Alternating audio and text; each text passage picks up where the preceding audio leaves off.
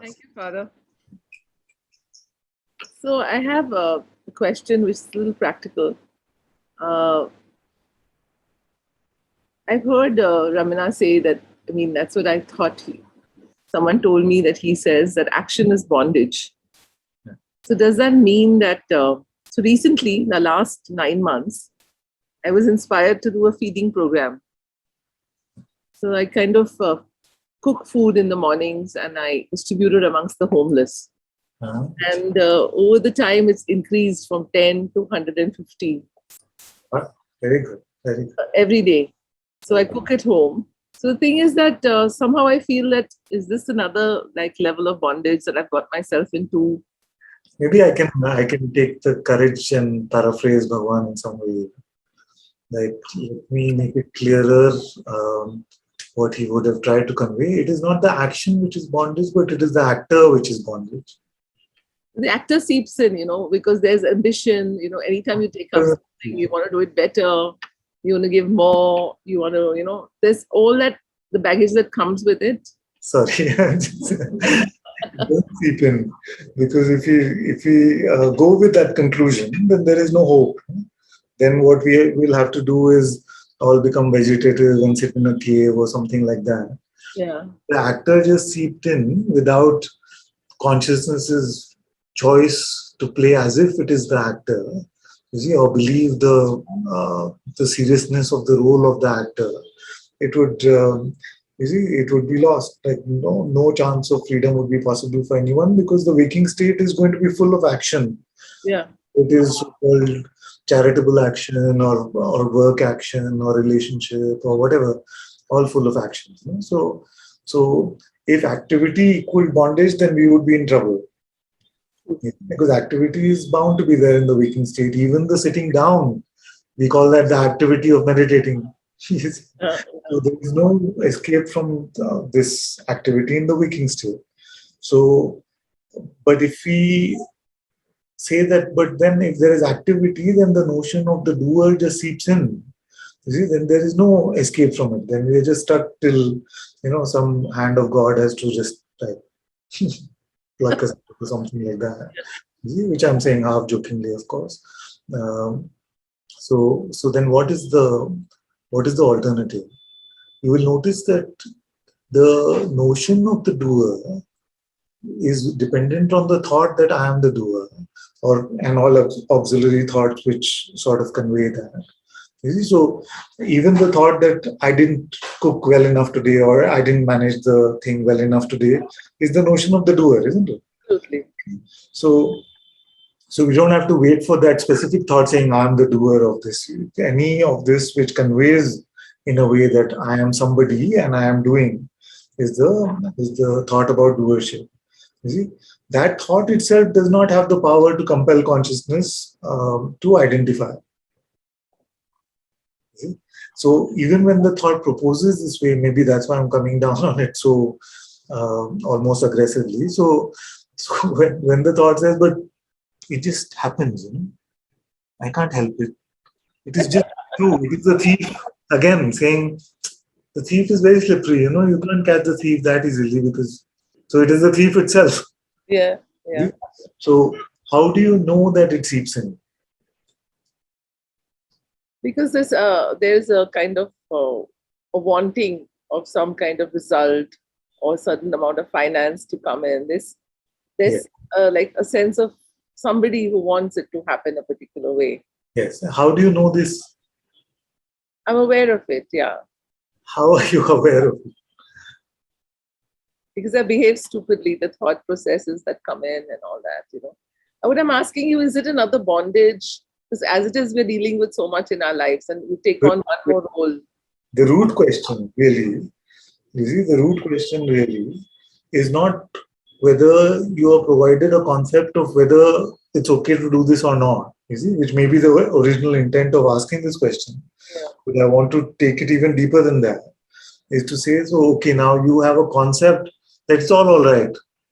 The action can flow, but don't become the actor.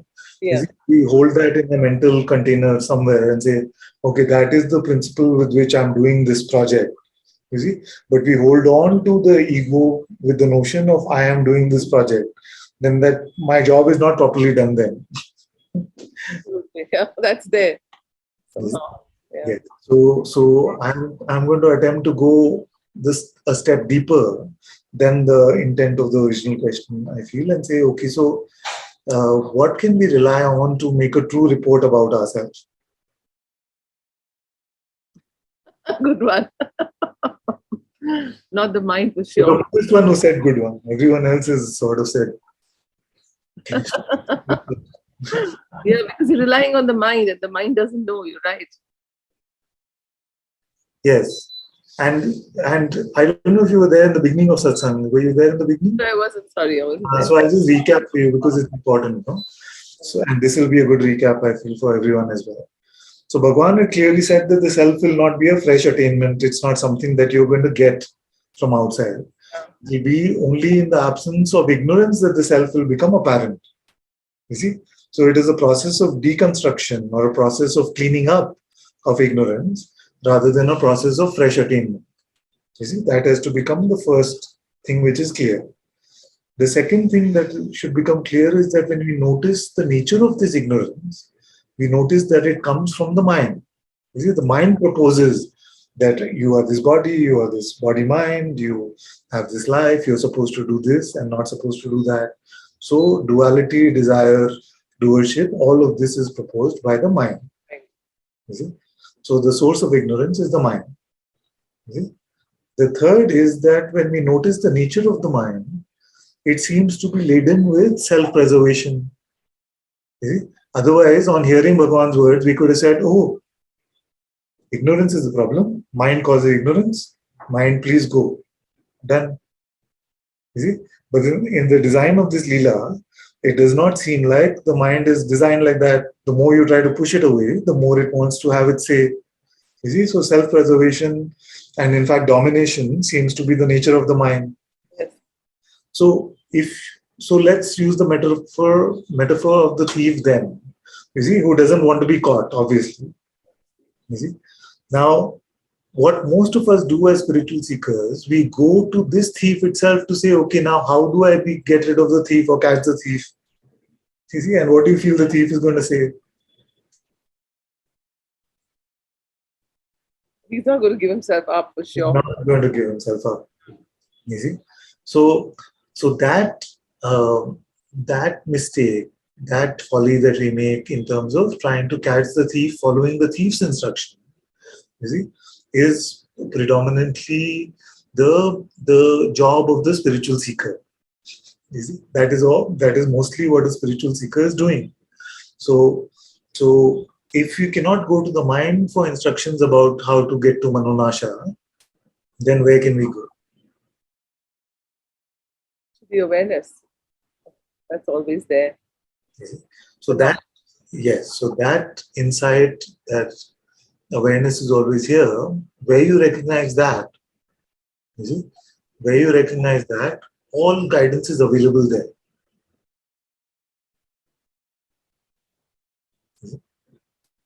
Where you see that you are awareness itself, it is not empty of, it is not a lost state.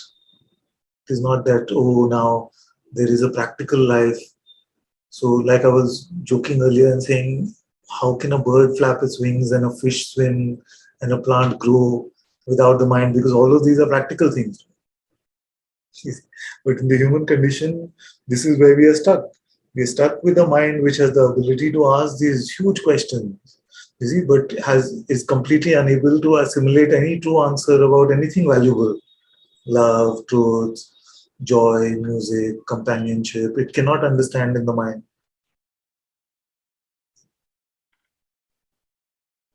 So this is the main problem, where we've taken the source of ignorance to be the source of guidance in spirituality also. We're listening to the thief. We're listening to the thief about how to catch the thief. So the thief will always say, but this is your problem. These feelings come. You start thinking you're the doer. You see, it is never going to say, I am the thief. I am causing the problem. This thought is the problem.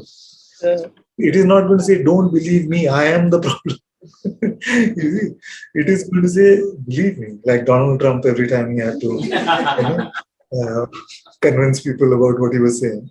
He had to say, believe me. So in the same way, the mind also says, believe me. So, so what are we going to do now? Good one. Listen to the mind, I guess, So where can we go for a true report about what my problem is? What do I need to fix? Probably just to the heart and to know there's nothing to fix, actually. There's no one, it's like if you really trust Yes. the awareness, then you know that it's, like you said, it's in charge of everything. It's the only thing that exists. Yes. So there's no How do we know judgment. that we are being intuitive and not mental? When we are accepting, when we are acceptance of what is, right?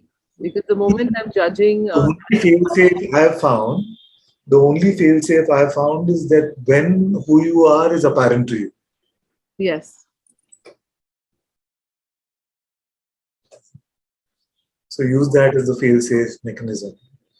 And in the times where it feels like, but it's not apparent to me right now, I'm caught up in the world and my thing and things like that, then you can use a tool like, am I aware now? And you will notice that it is that insight is available without using the mind, without using attention, without all of that. And you can find that although I say remain here, what I mean is don't go to the other source of knowledge, which is mental. so when the doubt comes up, which is mental, like, am I doing the right thing? Yes. Just go into the awareness. Go to that, let's call it space provisionally. You recognize that you are awareness.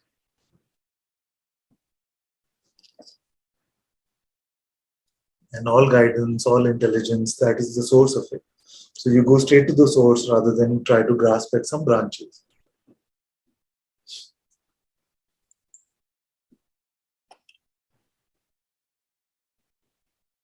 So eventually, then it really doesn't matter what you do or you don't do, right? I mean, from the physical, from the mental point of view. It's, I don't mean this the wrong way at all, but this is an example of how the mind is. It'll ask the big question, but it can only receive a concept in return. No? It's like a bucket of concepts. So I don't want to feed you any more concepts because then that just becomes mental knowledge. So Like, basically, it's just like, just like trusting yourself that every time you just go to awareness. no. Okay. Let's speak a little more about this. I feel like it's helpful for everyone. So um, the first question about matter is trying to presume the sort of meaning or the point of life. You see, mattering must matter only if there's a meaning or a point. Now, in the mind's version of the meaning of life or the purpose of life, that is not the true benchmark at all. You see? So, what is our benchmark or gauge going to be? Like if we say something matters or it does not matter, or something is better or it is worse, you see, then what will we benchmark it against? It will only be against conceptual notions. So it's best to leave the question of the point. You see, the point. Sometimes I've started joking these days saying life is not a pencil that it has to have a point. You see? What I'm trying to say with that is not that life is pointless. I'm just saying that let's accept that our head is not big enough to fathom the point of life or the meaning of life. You see? And then we stop troubling ourselves in this way, trying to figure out whether what I'm doing matters or it doesn't matter, you see, or life matters or it doesn't matter. Because the potential does not exist in the mind to fathom this. It is too broad. It cannot fathom the meaning of one moment. You see, what is this right now? It cannot fathom. Yeah. So how do we get fathom the point of life?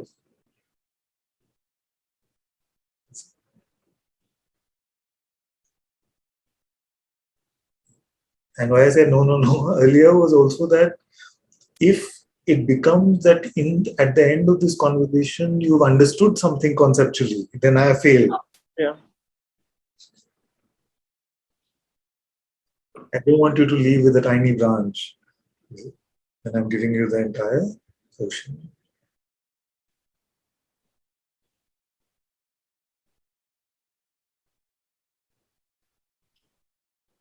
In terms of when you're at a crossroad or use discrimination in fact, you have to take a choice, and the mind does come in, doesn't it? It will, but you be intuitive. I've given you the tool to distinguish between the mind and intuitive insight or heart knowledge. Whatever the situation may be, heart knowledge is enough. See? But if you burden your intuitive insight with the operation of the mind saying, okay, now you're going to go to the heart, just make sure it works, okay? This kind of stuff, then it doesn't work. It's not a cheat code to life. You see? But you will see in the course of time that such grace because you followed your heart. But don't expect it to have some immediate, it's not like Yeah. manifesting tool or something like that.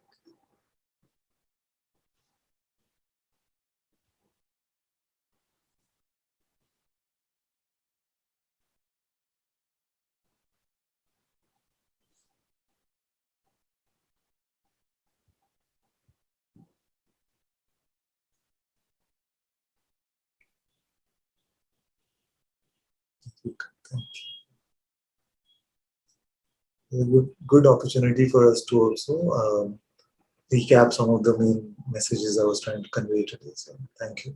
Thank you so much. Thank you.